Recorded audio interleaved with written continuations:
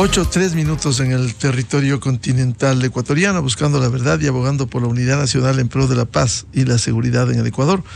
Queremos dar la bienvenida a nuestros siguientes invitados: el arquitecto Fernando Carrión, analista en temas de seguridad, escritor, investigador, catedrático de Flaxo, y el general Juan Carlos Barragán, ex jefe policial. Les invitamos a analizar y hacer una lectura luego de esta consulta popular, en donde gran parte de la consulta y el referéndum tenía que ver preguntas con la seguridad en el Ecuador. No olvidemos que vivimos un conflicto armado interno y aquí, entre otras cosas, se pretende fortalecer el trabajo complementario de Fuerzas Armadas con la policía, el control de armas, municiones, explosivos en las inmediaciones de las cárceles y otros temas importantes como el uso de armas que se decomisan en el país. Arquitecto Fernando Carrión, ¿cuál debiera ser el procesamiento de estas preguntas? Sabemos que el Ejecutivo está elaborando las reformas que irán a la Asamblea Nacional para su trámite y aprobación por mandato popular. ¿Cómo ha visto usted estos resultados y cómo implementarlos? Buenos días, Miguel. Un saludo cordial al general Barragán. Sí, sin duda hay que procesarlos. Yo creo que en dos vías. Uno desde la perspectiva de la política, porque es un hecho político sin duda, y otro ya es desde el resultado propiamente dicho de cada una de las preguntas. En el primer caso, yo diría que aquí el gobierno tendría que hacer dos cosas, una de las cuales me parece que ya ha empezado, que es una lógica, primero, de algo así como una crisis de gabinete, es decir, cambiar algunas personas dentro de la estructura institucional, y por otro lado, fortalecer las instituciones. Y digo que ya va de alguna manera en esa línea, porque me parece que esta diferenciación explícita entre el Ministerio de Gobierno y el Ministerio del Interior es absolutamente necesaria, absolutamente imprescindible. Aquí un problema que yo veo es que la persona que ha puesto en el Ministerio de Gobierno viene del Centro de Inteligencia Estratégica y no deja eso, con lo cual se establece un vínculo entre inteligencia política, llamémosle así, y el Ministerio de Gobierno, porque el Ministerio de Gobierno se dedica principalmente al tema político. A mí me parece que para que no haya ese problema, lo lógico debería ser que Mónica Palencia, que es la que ha asumido, me parece que bien, el Ministerio del Interior, también debería asumir lo que significa todo el área de inteligencia, porque ahí estaría absolutamente vinculado justamente a lo que se busca. Entonces, me parece que en esa línea vamos bien. Una segunda cosa en términos políticos que se me hace imprescindible es que luego de la crisis diplomática internacional que se produjo con la intervención en la embajada mexicana, apareció por primera vez dentro del gobierno el presidente Noboa la oposición, y en ese sentido se fracturó dentro de la Asamblea el bloque parlamentario de unidad que venía trabajando, esto es ADN, el Partido Social Cristiano y la Revolución Ciudadana. Tan es así que durante este lapso se habían aprobado 5 leyes, el Partido Social Cristiano había logrado la presidencia de la Asamblea, el Partido de la Revolución Ciudadana las comisiones que quería, etcétera, etcétera. Pero se fractura eso y entonces tiene que recomponer. Aquí hay dos vías, una que me parece que es la que estaría funcionando atrás y que no me parece la mejor, es esta cosa de las mayorías móviles, es decir, para cada proyecto pues se va generando las mayorías correspondientes. La otra alternativa que a mí me parece que es la correcta es reestructurar una alianza. Y yo creo que aquí se podría efectivamente armar esa alianza. ¿Y esto por qué? Porque todas las preguntas de la consulta popular, no las del referéndum, tienen que pasar por la Asamblea y tienen que ser aprobadas en la Asamblea. Para eso el presidente tiene 5 días después de la consulta hasta que salga aprobada por el CNE y el registro oficial, y ahí tendrá 60 días la Asamblea para aprobar esto. Yo creo que eso hay que garantizar que salga en buenos términos. Entonces, la segunda cosa, a mi manera de ver, tiene que ver con la recomposición de fuerzas en la Asamblea y en esa perspectiva, pues garantizar que la aprobación de las preguntas por el pueblo ecuatoriano, pues finalmente se aprueben dentro del marco jurídico institucional que es la Asamblea. Bienvenido al general Juan Carlos Barragán, ex jefe policial. Bueno, ¿cuál es su lectura? ¿Cómo debiera procesarse este mandato popular mayoritario que se ha pronunciado por temas de la seguridad? Vivimos un conflicto armado interno, pero aquí están las herramientas para fortalecer la defensa desde las instituciones como Fuerzas Armadas en el trabajo complementario con la Policía Nacional. Buen día, general Barragán. Muchas gracias, Miguel. Buenos días. Un saludo muy cordial a Fernando. Bueno, compartir esta mesa con el arquitecto Fernando Carrión. Bueno, en realidad tenemos ya un desenlace de este referéndum y consulta. Y como bien decía Fernando, pues va a ser responsabilidad de la Asamblea en lo que concierne a la consulta popular, las preguntas de consulta. Pero aquí no hay que olvidar que esta es una orden del pueblo. El pueblo se ha pronunciado de manera nacional y ha dado un veredicto, digamos así. Así que ese es el mayor peso que existe para la Asamblea en lo relacionado a los acuerdos políticos que puedan darse, porque tiene que contemplarse que hay el peso de la decisión del pueblo, que es el soberano. Así que yo pienso que optimistamente estas preguntas se tramitarán, como obviamente manda la norma, se tramitarán en la Asamblea y estarán disponibles para la aplicación en el territorio. Cuando tenemos el 2023 terminamos con una cifra de 43 homicidios por cada 100.000 habitantes. La situación, si bien es verdad, se ha controlado en cierta manera. Estoy seguro que si no se aplicaran estas reformas de manera rápida, el crimen organizado, la criminalidad en general se adapta a las circunstancias, se adapta a la presencia, se adapta al vaivén del movimiento del Estado, y ya vemos agresivamente nuevamente matanzas. Leía que el día de ayer parece que en Manta mataron a 4 ciudadanos. Es decir, no podemos seguir contando no por muertos sino por matanzas. O sea, el problema grave que se nos avecina es enfrentar esta situación para la comunidad. Así que pienso que más allá de los acuerdos políticos, que sería infame que en estas circunstancias urgentes de reforma y de enfrentar este problema estratégico que tenemos del ataque del crimen en todos los niveles, pues haya un obstáculo por el lado de la Asamblea. Yo creo que eso no va a pasar. Creo que los asambleístas van a apoyar y van a dar curso rápido para que digámoslo así, el Ejecutivo tenga en sus manos todas las herramientas, y eso constituye un reto todavía más fuerte, porque ya con las herramientas en la mano, bueno, por lo menos en lo que son la parte jurídica, pues los resultados tienen que verse reflejados asimismo de una manera acelerada y dirigida, concentrada, que la comunidad sienta eso. Y para no alargar, mi punto es que con todas estas reformas, el apoyo de Fuerzas Armadas en general tiene que enfocarse en la prevención, ¿no? Porque si no existe, la prevención es por policía uniformada, digamos ahora militares uniformados trabajando juntos. Eso es una parte importantísima de la prevención en los territorios, que el delincuente, que el ciudadano que quebranta la norma, sienta la probabilidad que va a ser detenido, que va a ser capturado, que va a ser sometido al delito en la flagrancia de su actividad. Y la otra es un potente sistema de inteligencia que previene hechos que no quisiéramos que sucedan a futuro. Prevenir es una de las tareas fundamentales de la inteligencia.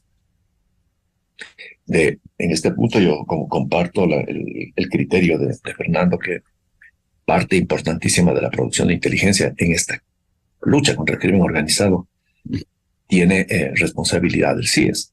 Y pienso que más afín, ¿no?, el nivel político, que es el que al fin va a cargar el peso, tendrá sus razones, pero en mi mirada muy práctica, digamos, el CIES debería tener más, digamos, competencia con el Ministerio del Interior, lógicamente.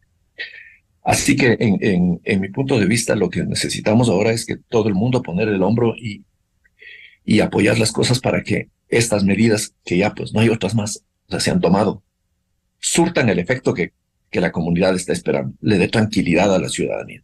Porque no se puede vivir en ciudades en donde están matando de a 4, de a 5, de a 6, todos los días matanzas. Entonces, esto tiene que, y amén de los robos, ¿no? Porque roban por todas partes. Entonces, necesitamos presencia. La presencia, por eso existe el modelo de la presencia en los territorios, digamos así, en los cantones, en los distritos, la presencia de la policía, en las unidades de policía comunitaria. Pero lamentablemente, por falta de recursos, hay muchísimas unidades que no están funcionando. Vehículos, equipamiento, patrulleros. Entonces, esa complementariedad ahora con Fuerzas Armadas debería enfocar básicamente la presencia uniformada en las calles, porque es lo que le permite al ciudadano tener tranquilidad y es lo que le pone al delincuente en riesgo de que va a ser capturado. Pero si el delincuente ve que en muchísimas cuadras a la redonda no hay la presencia del Estado, la presencia uniformada, pues entonces tiene él la puerta abierta. Así que yo pienso que vamos a salir adelante, que creo que estas reformas, estas preguntas de la consulta deben tener la respuesta rápida y en directa comunión con lo que el pueblo ecuatoriano ha decidido, ha marcado en las urnas. Así que eso no va a ser tan fácil de negociación. Está dictaminado por el pueblo y eso tendrá que tramitarse de esa manera. Arquitecto Fernando Carrión, esto que señalaba el general Barragán, cómo parar en definitiva los homicidios que día a día se evidencian, por un lado y por otro, estos golpes de alguna manera que se ha dado, como la detención de Colón Pico, uno de los más buscados en el país. No, yo creo que lo de Colón Pico es un efecto bueno, creo que ayuda, porque si ustedes hacen memoria, el gran epicentro de esta violencia que estamos viviendo surgió precisamente de la salida de dos cabecillas, el uno Fito, que salió de Guayaquil, y el otro Colón Pico, que salió de Riobamba. Ya uno de ellos ya ha sido capturado. Eso le da tranquilidad, obviamente, a la población y muestra que la policía pues, se ha demorado 3 meses y ha logrado recapturarlo, lo cual yo creo que es una cosa buena. Pero como contrapartida, el gran problema que yo veo es que enfrentar la violencia, por lo menos la que estamos viviendo en el Ecuador y muchas de América Latina, no se resuelven exclusivamente dentro del vínculo de la policía y las Fuerzas Armadas. En otras palabras, una de las preguntas centrales de la consulta y de las que mayor votación obtuvo es justamente esta de la relación de la policía y las Fuerzas Armadas. ¿Y por qué digo esto? Porque si nosotros nos remitimos a la experiencia de América Latina y a la experiencia propia del Ecuador, nosotros estamos viviendo prácticamente 2 años y medio bajo ese vínculo, porque en la época de Guillermo Lasso hubo 18 estados de excepción y en el mandato de Daniel Noboa, de los 5 meses hemos pasado 4 bajo ese sistema. Y los resultados están a la vista, es decir, no podemos poner todas las baterías en esa relación, que sin duda es importante, es necesario, pero no es exclusivamente la salida. Y ahí viene un problema también estructural en términos institucionales, que también está ocurriendo en América Latina, que por un lado hay un proceso de policialización de las Fuerzas Armadas y también de militarización de las policías, lo cual está conduciendo a que las dos instituciones pierdan especificidad. Yo veo eso con preocupación en el caso, por ejemplo, de las Fuerzas Armadas, que sus misiones son muy claras, soberanía y el tema del territorio. Entonces, a eso tienen que dedicarse. Ahora, ¿qué es lo que ha pasado con las Fuerzas Armadas? Si ustedes se ponen a ver, desde el cambio de siglo, cuando se firma la paz con el Perú en el año 98, en ese momento las Fuerzas Armadas cumplían sus misiones, tenían su doctrina, tendrían su logística para la defensa de la integridad territorial, porque ese fue un conflicto limítrofe. Se firma la paz en el año 98 e inmediatamente estalla el conflicto en la otra frontera, en el norte. Y las Fuerzas Armadas se van allá, pero se van con la misma logística y se van con la misma doctrina, a enfrentar el tema del narcotráfico y a enfrentar el problema político interno de Colombia que empieza a desbordarse a nuestro país. Hoy día estamos en un tercer momento. Ya no es el tema fronterizo en términos limítrofes con el Perú, ya no es el tema con Colombia en estos términos, a pesar de que eso todavía pervive, sino que ahora es la calle. Y entonces aquí tenemos que generar otra institucionalidad con otra doctrina y con otra logística. ¿Por qué? Por poner un ejemplo así muy primario, los tanques que sirvieron para defender el territorio frente al Perú no sirvieron para defender el problema de la entrada del narcotráfico en Colombia y tampoco van a servir para defender la seguridad ciudadana en las calles. Esas transiciones, esos cambios, por un lado hay que discutirlos muy profundamente y por otro lado no son fáciles.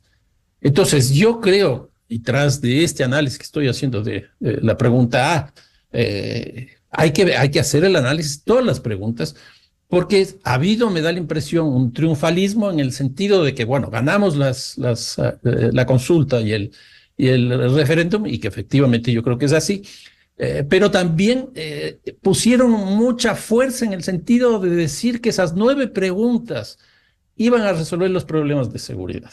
Y yo creo que dista mucho. Por poner la segunda pregunta que tiene una gran aceptación, que tuvo una gran aceptación popular, es la de la extradición.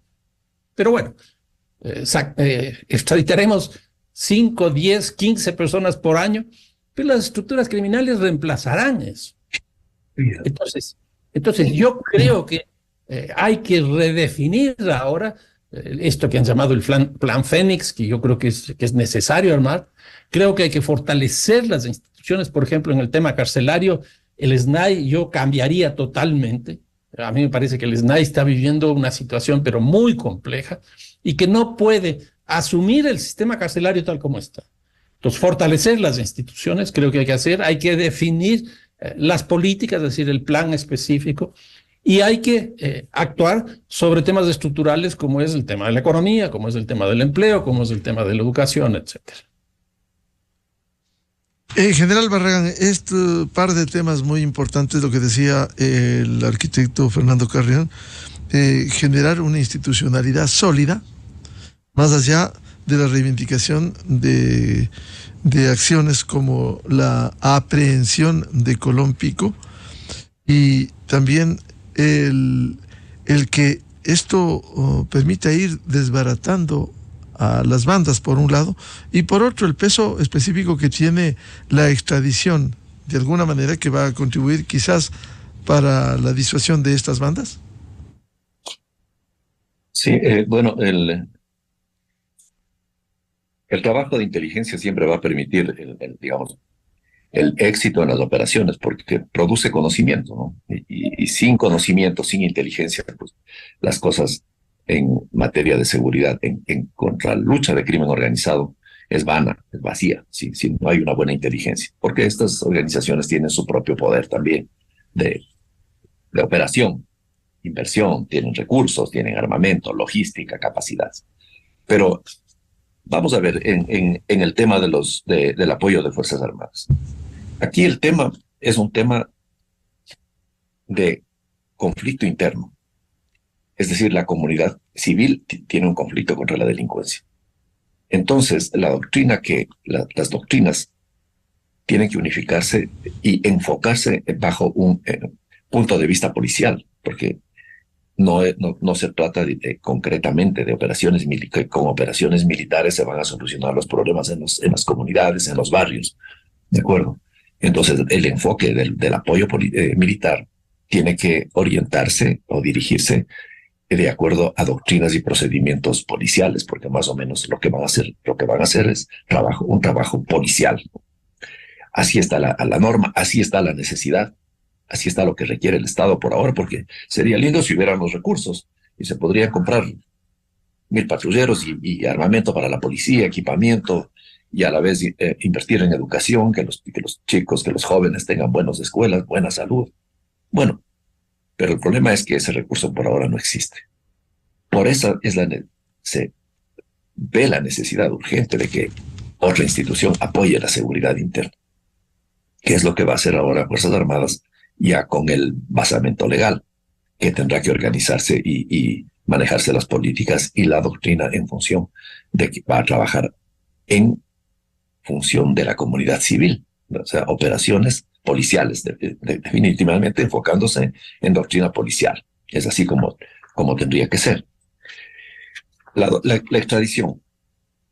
Sí, la extradición de cualquiera de estos mequetrefes violentos, agresivos y brutales, pero una bola de ignorantes.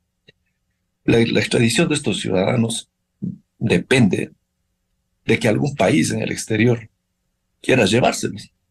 Es decir, que sus actividades o sus actos hayan complicado normativa jurídica, que hayan quebrantado la norma en otro país desde sus operaciones en el Ecuador. Y si es que eso es así y un país lo requiere, entonces se podrá iniciar un camino de extradición muy conveniente y justo para que estos malos elementos paguen sus penas en otro país, organizando los temas judiciales, porque claro, si tienen penas en el Ecuador que cumplir, si tienen procesos en marcha, pues va a complicar que sea su extradición. Pero de alguna manera es una herramienta más para la lucha contra la delincuencia. Pero como vuelvo y repito, y estoy de acuerdo con Fernando, o sea, una cosa es el tema policial, militar y la aplicación de la lucha reactiva en contra de la actividad criminal. Pero también el otro problema es, claro, para que esto sea sostenible, para que esto valga la pena, tienen que hacerse también un esfuerzo potente en temas sociales, ¿no? En temas olvidados y rezagados en el tema social por décadas en este país, por siglos.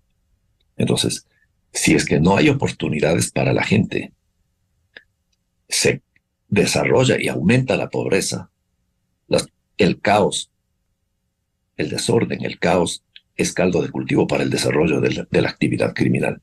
Entonces, criminales de alto nivel, que no se los ve todavía reflejados en las operaciones de inteligencia, los realmente dueños de la cocaína. Realmente yo no veo al señor que acaban de detener. No veo este mequetrefe organizando embarques o desembarques de cocaína en Europa y manejando redes de distribución. No me parece que tenga la capacidad. Pero alguien sí la tiene, de hecho. Alguien la tiene porque cocaína llega todos los días a Europa. Y todos los días inmensas cantidades de cocaína decomisa el Estado en brillantes operaciones de interdicción. Porque el trabajo de interdicción que se ha realizado en el Ecuador es extraordinario por el numérico de toneladas. Pero eso tiene que reflejarse y complementarse con un éxito también en la captura y desarticulación de las organizaciones que han de ser los dueños de esa cocaína, porque esa cocaína tiene dueño, esas operaciones tienen nombres y apellidos por atrás, empresas, ciudadanos, capitales, recursos, contactos internacionales. Entonces, como digo, el campo es muy amplio todavía, hay muchísimo por hacer, mucho por hacer. Por eso es que tan pronto se pueda apoyar estos cambios, tan pronto estarán las herramientas jurídicas para que las instituciones puedan actuar, por lo menos en esta parte, en lo que a seguridad se refiere, la parte, digamos, reactiva y preventiva y reactiva del Estado. Amén de las otras instituciones que, como decimos, salud, educación y oportunidades para la gente, para que la gente tenga que hacer, tenga una esperanza de vida. Porque en caso contrario, esta medida va a seguir llenando cárceles. Vamos a tener más personas en la cárcel sin ninguna probabilidad de rehabilitación. Entra en este oscuro túnel del sistema penitenciario ecuatoriano, en donde ingresan malos por la boca del túnel y salen pésimos por la salida. Y la tasa de reincidencia, es decir, es un caos absoluto. El SNAI y su sistema de control carcelario y todo lo que es Claro, la no, faceta no hay un sistema de rehabilitación. Precisamente ese tema le planteo a Fernando Carrión, cómo hacer un cambio total en el sistema penitenciario. Aparentemente ha tenido éxito, aparentemente en el control de las cárceles, cuando se ha advertido la presencia de la policía con la acción complementaria de Fuerzas Armadas, que es lo que ha mantenido el control, y ahora incluso con una pregunta de mantener el control permanente de las armas y municiones de acceso a las cárceles, como es la primera pregunta de la consulta popular. ¿Cómo cambiar el sistema penitenciario, Fernando? No, yo creo que hay que hacer algunos cambios profundos y urgentes. A mí me parece que incluso el SNAI, como ha venido operando, no es la mejor figura institucional posible. Y hay que partir de un hecho que es absolutamente evidente. Las cárceles básicamente se construyeron a lo largo de la historia de la humanidad para pagar las penas de los delitos cometidos. Pero ¿qué es lo que ocurre hoy día? En el Ecuador y en América Latina no tienen solo esa función, sino que ahora, además de esa, desde ahí se cometen hechos delictivos. ¿Eso qué es lo que quiere decir? Que no tendría sentido, por ejemplo, como algunas personas plantean, devolver a la existencia de un ministerio, como hubo el Ministerio de Justicia que se encargaba de las cárceles. Yo creo que no, porque me parece que no debería ser una institución autónoma. A mí me parece que esa institución de las cárceles debería estar dentro del Ministerio del Interior. ¿Y por qué dentro del Ministerio del Interior? Porque ahí es donde se definen las políticas de seguridad. Y entonces el sistema penal está compuesto por tres instituciones claves, que es la policía, la justicia y la cárcel.